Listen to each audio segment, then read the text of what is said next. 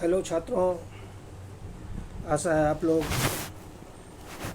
घर पर स्वस्थ होंगे, सुरक्षित होंगे। पिछले दिनों हम लोगों ने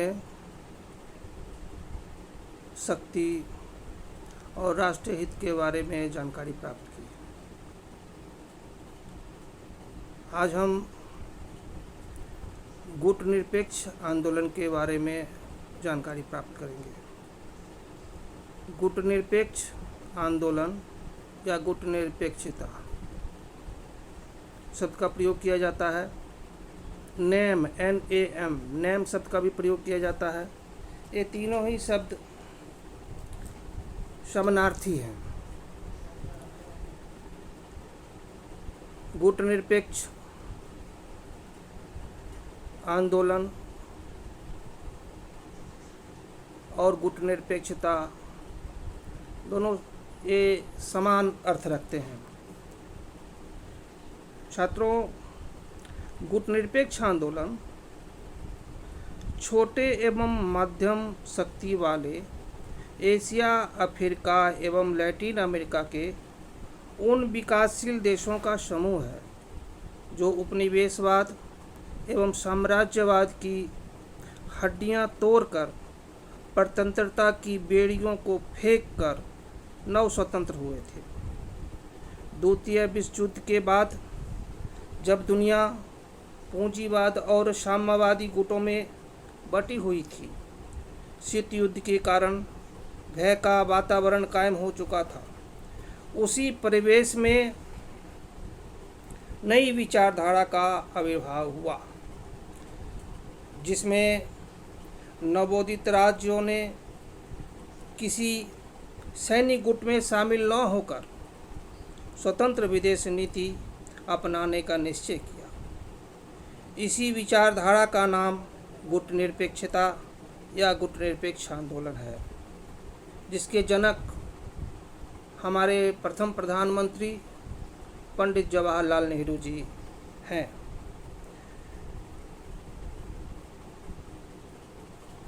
गुटनिरपेक्षता या गुटनिरपेक्ष आंदोलन शब्द का सर्वप्रथम प्रयोग हमारे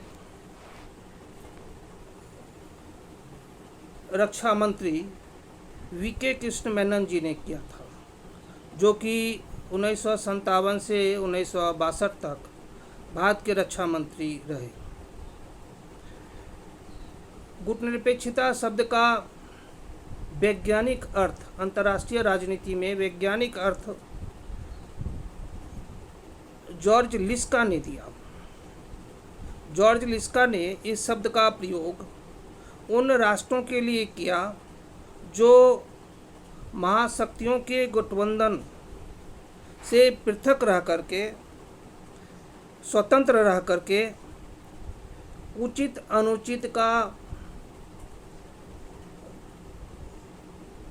अनुचित का ध्यान रखकर उचित विचारधारा को अभिव्यक्त करने का काम किया।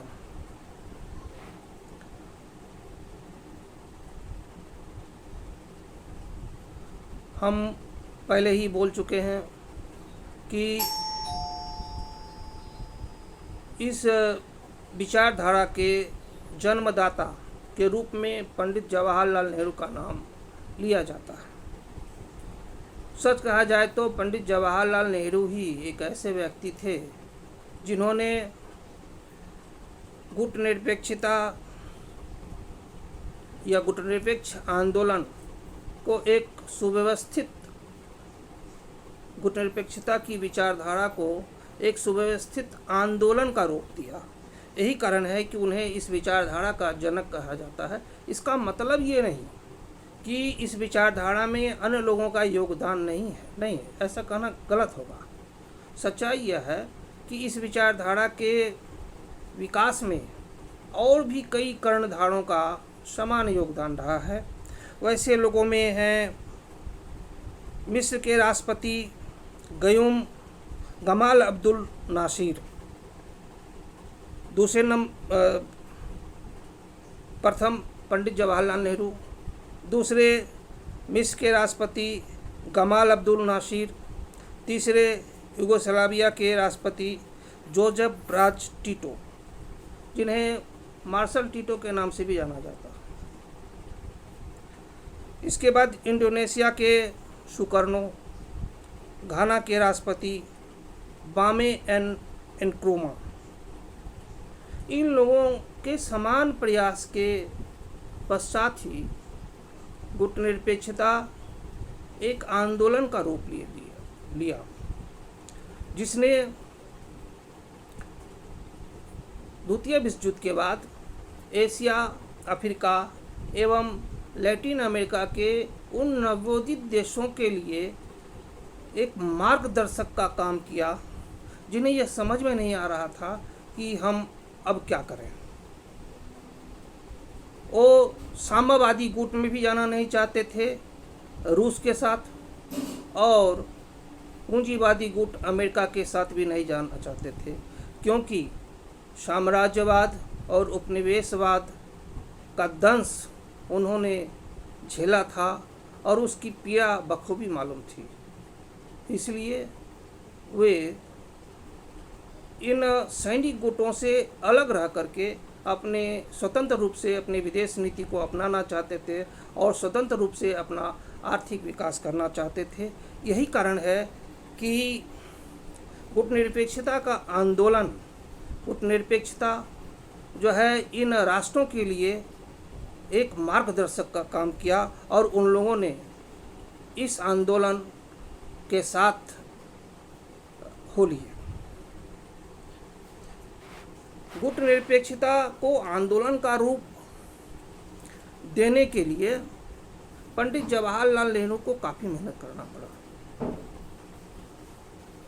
यह इस बात से ही प्रमाणित होता है कि जब हमारा देश आज़ाद हुआ 1947 में, ठीक उसी वर्ष दिल्ली में उन्होंने एशियाई देशों का एक सम्मेलन आयोजित किया, जिसमें 28 देशों ने भाग लिया और उसमें उन्होंने यह प्रश्न किया कि क्या हम पश्चिमी देशों की कठपुतली बनकर रहना पसंद करेंगे या स्वतंत्र होकर के अपनी विदेश नीति का संचालन करेंगे और स्वतंत्र व्यक्तित्व के रूप में अंतर्राष्ट्रीय राजनीति में अपना भूमिका निभाने के लिए तैयार होंगे। यह चीज़, इन बातों ने दुनिया के कई देशों को काफ़ी प्रभावित किया और उनके दिमाग में यह बात घर कर गई और वो अलग अपने स्वतंत्र अस्तित्व के लिए प्रयासरत हो गए। इसके बाद 18 अप्रैल 1955 ईस्वी को बांडुंग कॉन्फ्रेंस जो इंडोनेशिया में हुआ, इंडोनेशिया का एक शहर है, उसका नाम है बांडुंग। वहीं पर 1955 ईस्वी में एक कॉन्फ्रेंस हुआ था जिसमें 29 राज्यों ने भाग लिया था। इस बांडुंग कॉन्फ्रेंस में गुटनिरपेक्षता के आंदोलन को एक आधार प्रदान किया गया। इसमें सभी प्रतिभागी राज्यों ने एक ऐसे आंदोलन की आवश्यकता महसूस की जो उन्हें गुटबंदी से अलग रख सके और अपने आर्थिक विकास में उन्हें मार्गदर्शन का काम करे, और जिसके परिणाम स्वरूप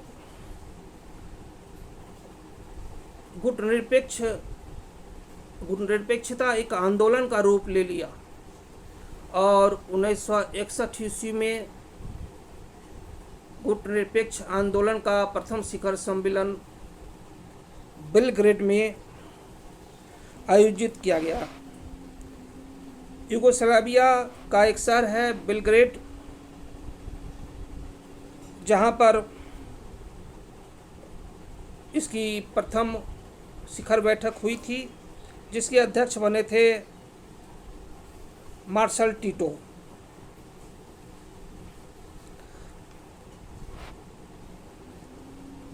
गुटनिरपेक्ष आंदोलन का प्रथम शिखर सम्मेलन बेलग्रेड में हुआ 1961 ईस्वी में। इसमें करीब 25 राष्ट्रों ने भाग लिया और काफ़ी उत्साह से भाग लिया। इन राष्ट्रों ने किसी भी गुटबंदी में न पड़ने का निश्चय कर लिया था और स्वतंत्र विदेश नीति को अपनाना, स्वतंत्र व्यक्तित्व अंतर्राष्ट्रीय क्षितिज पर रखना, यह उनकी प्राथमिकता थी। इस शिखर सम्मेलन में, इसके पहले हम यह जान लें कि प्रायः गुटनिरपेक्ष आंदोलन का शिखर सम्मेलन कब कब होता है। हालांकि इसका कोई निश्चित नियम नहीं है, लेकिन तब भी देखा जाता है कि प्रायः 3 वर्षों के पश्चात इसके शिखर सम्मेलन आयोजित किए जाते हैं। लेकिन कभी कभी ये क्रम भंग भी हो जाता है। यही कारण है कि कभी कभी ये 3 वर्षों का फासला कम या अधिक भी हो गया है। खैर जो भी हो, इसका कोई निश्चित नियम है, लेकिन प्रायः 3 वर्षों का जो है ये नियम निश्चित किया गया है। अब प्रश्न उठता है कि गुटनिरपेक्ष आंदोलन के लिए या राष्ट्रों को इसमें भागीदारी के लिए क्या शर्तें होनी चाहिए। प्रथम गुटनिरपेक्ष आंदोलन में कुछ शर्तें निर्धारित की गई थी, जिसके आधार पर कोई भी नया देश तभी गुटनिरपेक्ष आंदोलन का सदस्य बन सकता था जबकि वह इन शर्तों का पालन करे। वे शर्तें क्या थीं? वे शर्तें निम्नलिखित थीं। नंबर 1, सदस्य राष्ट्र स्वतंत्र विदेश नीति का पालन करेंगे। नंबर 2, उपनिवेशवाद का विरोध करेंगे। नंबर 3, कोई भी सदस्य राष्ट्र किसी भी सैनिक गुटों में शामिल नहीं होगा। चौथा शर्त यह था कि महाशक्तियों के साथ द्विपक्षीय गठबंधन से वे दूर रहेंगे। और 5वां शर्त यह था कि सैनिक गुटों का किसी भी सैनिक अड्डा अपने राष्ट्र के सीमा के भीतर नहीं बनने देंगे। और इन 5 शर्तों के साथ ये सम्मेलन स्टार्ट किया गया। बाद में चल कर के अनेक सम्मेलन हुए, जिसमें गुटनिरपेक्ष आंदोलन का एक नया आयाम जुड़ते चले गए। इस प्रकार गुटनिरपेक्ष आंदोलन आगे बढ़ता चला गया। यहाँ पर एक चीज़ जानना आवश्यक है। हम गुटनिरपेक्षता कहते हैं और गुटनिरपेक्षता का कुछ लोग यह अर्थ लगाते हैं कि गुटनिरपेक्षता तटस्थता होती है। नहीं, गुटनिरपेक्षता तटस्थता नहीं होती। तटस्थता का मतलब होता है, ये शब्द का प्रयोग प्रायः युद्ध के समय किया जाता है या उन राष्ट्रों के लिए किया जाता है जो युद्ध में न तो पक्ष किसी एक राष्ट्र का पक्ष लेते हैं और उनको अंतर्राष्ट्रीय मान्यता प्राप्त होती है, या ये उचित अनुचित का कुछ भी निर्णय नहीं करते, चुपचाप दर्शक बनकर देखते रहते हैं। नहीं, गुटनिरपेक्षता का मतलब ये नहीं। गुटनिरपेक्षता का मतलब है कि विश्व राजनीति में उचित अनुचित का ख्याल रखकर उस पर अपनी स्वतंत्र राय देना। तो गुटनिरपेक्षता का मतलब अलगाववाद भी नहीं होता। अलगाववाद का मतलब होता है अलग रहना, यानी कि विश्व राजनीति में कुछ भी घटना घट रही है, अपने को उससे पृथक रखना, ये भी गलत है। ये गुटनिरपेक्षता नहीं होती। गुटनिरपेक्षता होती है कि विश्व की राजनीति में भागीदारी, लेकिन उसमें भी उचित अनुचित का ध्यान रखते हुए सही निर्णय देना, ये अंतर्राष्ट्रीय समस्याओं से पलायन का चीज़ नहीं है, बल्कि उसमें शामिल उचित अनुचित का ध्यान रखकर उसमें शामिल होना, अपना स्वतंत्र विचार रखना, किसी से डरना नहीं है। ऐसी ही विचारधारा ये गुटनिरपेक्षता है। गुटनिरपेक्षता में किसी भी सैनिक गठबंधन में निर्लिप्तता नहीं होती, अप्रतिबद्धता भी नहीं होती। तो इस प्रकार स्पष्ट है कि गुटनिरपेक्षता ना तो तटस्थता है, ना तो अलगाववाद है, ना तो निर्लिप्तता है, और ना ही अप्रतिबद्धता है। ये जो है इन सबसे अलग अपना स्वतंत्र विचार अभिव्यक्त करना ही और किसी गठबंधन में शामिल न होना ही गुटनिरपेक्षता है। इसके साथ ही साथ अंतर्राष्ट्रीय राजनीति में अपना महत्वपूर्ण भूमिका निभाना, उपनिवेशवाद का विरोध करना, साम्राज्यवाद का विरोध करना, रंग भेद का विरोध करना,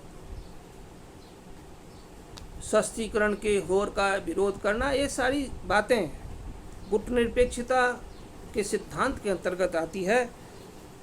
यही कारण है कि यह संगठन इतना अधिक उपयोगी हो चला है। जब 1961 के बेलग्रेड कॉन्फ्रेंस में सिर्फ 25 देश थे इसके सदस्य, अभी तो इसके 18 शिखर सम्मेलन हो चुके हैं। 2019 में 18वां सम्मेलन इसके संपन्न हुए हैं। अजरबैजान के बाकू नामक शहर में 2019 में इसके शिखर सम्मेलन हुए हैं, जिसमें हमारे उपराष्ट्रपति वेंकैया नायडू जी ने भाग लिया था। इस बीच में जितने भी सम्मेलन हुए उसमें तरह तरह की बातें हुई और दिनों दिन इसकी प्रासंगिकता बढ़ती चली गई। कुल मिलाकर के बात यह है कि गुटनिरपेक्ष आंदोलन सैनिक गुटों से अलग रहने का एक सकारात्मक, गतिशील, स्वतंत्र नीति है। पंडित नेहरू के शब्दों में गुटनिरपेक्षता का अर्थ अपने आप को सैनिक गुटों से दूर रखना तथा जहां संभव हो तथ्यों को सैनिक दृष्टि से न देखना, यदि ऐसी आवश्यकता पड़े तो स्वतंत्र दृष्टिकोण रखना तथा दूसरे देशों से मैत्रीपूर्ण संबंध बनाए रखना गुटनिरपेक्षता के लिए आवश्यक है। इससे स्पष्ट है कि केवल आंख बंद करके विश्व घटनाक्रम को देखते रहना गुटनिरपेक्षता नहीं है।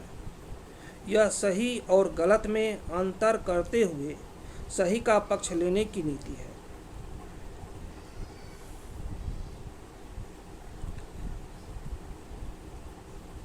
गुटनिरपेक्ष देश वही हो सकते हैं जो गुटों से दूर रहकर अंतर्राष्ट्रीय संबंधों में महत्वपूर्ण भूमिका निभाएं।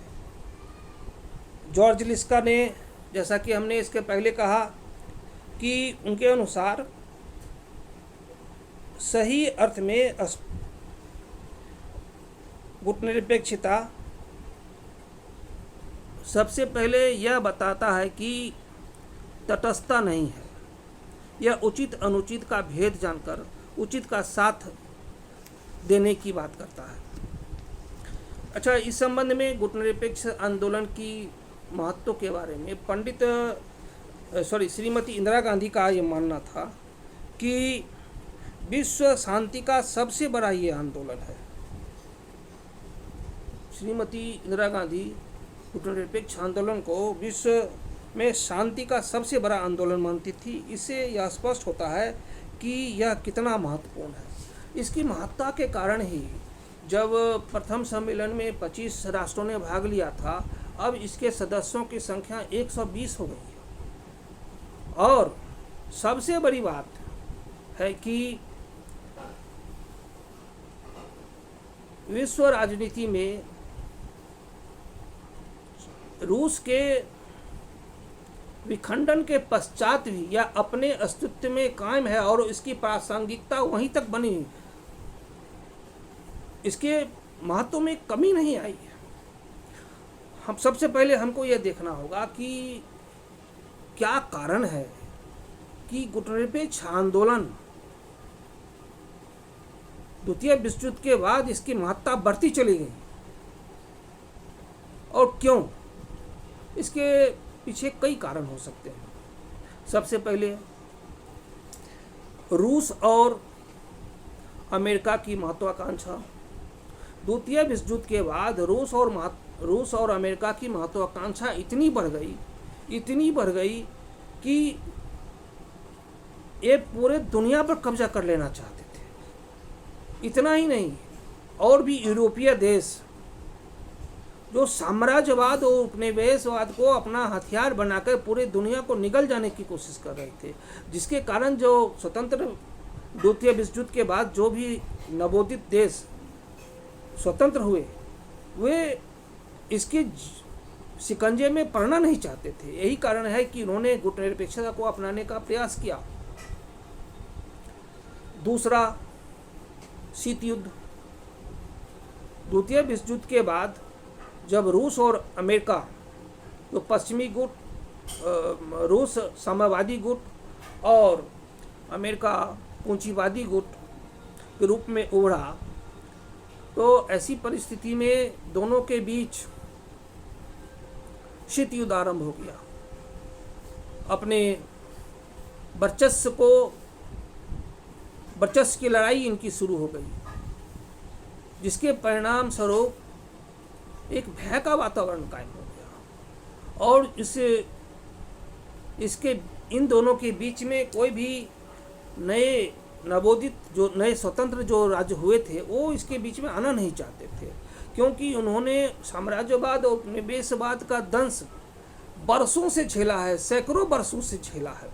स्वयं भारत ही 200 वर्षों तक ये साम्राज्यवाद और उपनिवेशवाद के विष को पान करता रहा।